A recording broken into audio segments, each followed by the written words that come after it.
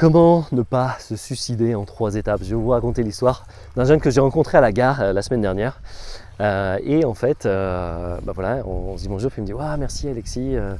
Et en fait, c'est un jeune de 17 ans, 18 ans maintenant, avec qui j'avais eu quelques coups de téléphone et quelques échanges SMS parce que voilà, il ne se sentait pas bien, etc.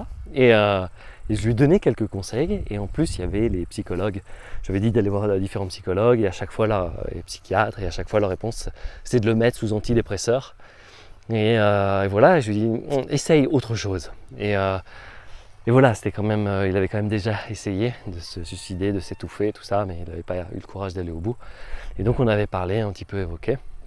Et je vais vous donner un peu les 3 choses qui ont fonctionné pour lui, parce que je sais à quel point les pensées suicidaires, j'ai fait une vidéo un peu sur ce sujet et j'ai vu, waouh, il y a eu plein de commentaires de gens qui peuvent avoir ce genre de pensées, et je veux vraiment pouvoir vous aider avec ça, parce que c'est un truc avec lequel que j'ai observé chez moi, le fait de, tiens, j'ai ces pensées-là, qu'est-ce que c'est, qu'est-ce que ça veut dire, les explorer, et aller loin un peu là-dessus, de voir, tiens, si je veux me suicider, comment est-ce que je veux le faire et pourquoi, qu'est-ce que ça veut dire. Et donc, plus un travail d'exploration que je ne conseille pas forcément à tout le monde.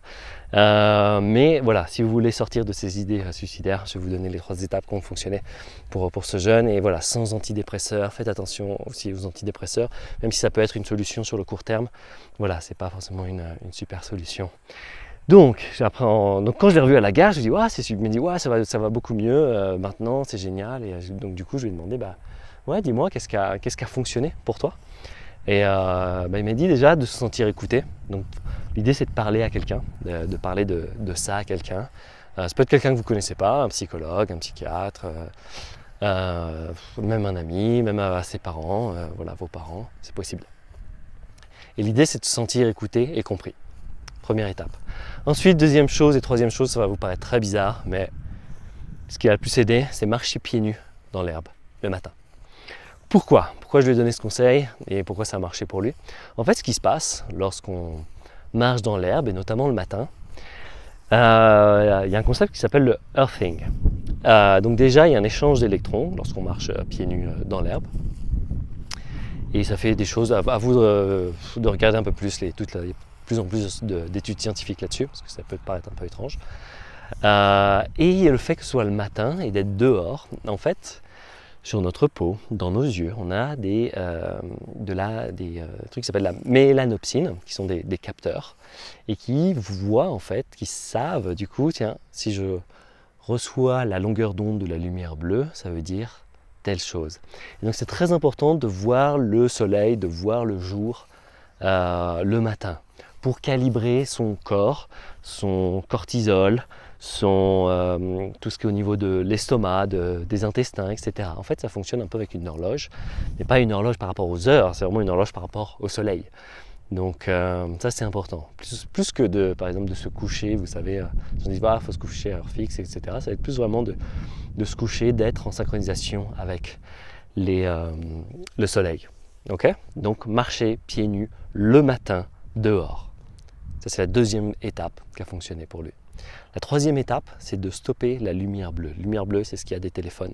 C'est la lumière artificielle des ordinateurs, la lumière artificielle, je veux dire des ampoules LED. Si vous devez avoir des ampoules chez vous, c'est des lumières incandescentes. Vous couchez tôt, pas d'écran, 3-4 heures avant de vous coucher, et de limiter tout ça. Et grâce à ça, il a pu ses idées suicidaires. Et voilà, il va beaucoup mieux. Et voilà, même si ça peut être risqué, vous allez voir quelqu'un qui vous dit de prendre des antidépresseurs, etc., de ne pas le faire. Je vous invite vraiment à essayer ça, à stopper et à être un peu plus dans la nature, un petit peu comme ici. Et ça va véritablement vous aider. Il y a beaucoup de données scientifiques, on commence à en avoir de plus en plus sur l'importance de ce cycle circadien, et on voit que c'est beaucoup même plus important que la nutrition. Il y en a beaucoup qui mettent ça au-dessus de la nutrition pour être bien. Et d'ailleurs, même il y a des impacts, c'est-à-dire que la lumière bleue peut avoir un impact si vous êtes diabétique, d'éviter la lumière bleue parce que ça joue. Voilà. Je vous invite à regarder le docteur Jack Kruse. Il a une page Facebook où il y a des dessins justement qui expliquent tout ça. Et voilà, donc je sais qu'il y a pas mal de gens qui ont commenté sur la vidéo sur les pensées suicidaires.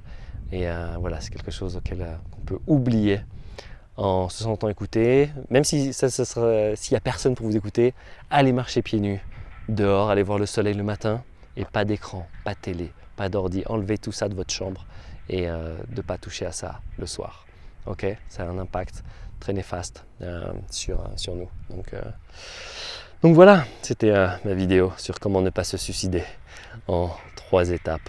Et voilà, et cette histoire de ce jeune que j'ai rencontré à la gare quelques mois après et qui m'avait raconté tout ça. Donc ça m'avait fait très plaisir de vous partager aussi cette histoire et de voir que voilà, on peut s'en sortir. Allez, faites ça si vous êtes dans ce cas-là, et même pas dans ce cas-là, je pense que vous vous sentirez beaucoup mieux si vous avez, parce que le suicide, pensée suicidaire, c'est vraiment la fin du fin, le pire truc après dépression, pensée suicidaire et même démotivation. Donc des fois, ok, je suis démotivé, mais j'ai pas de pensée suicidaire. Même, c'est le début un petit peu de se sentir moins bien, etc.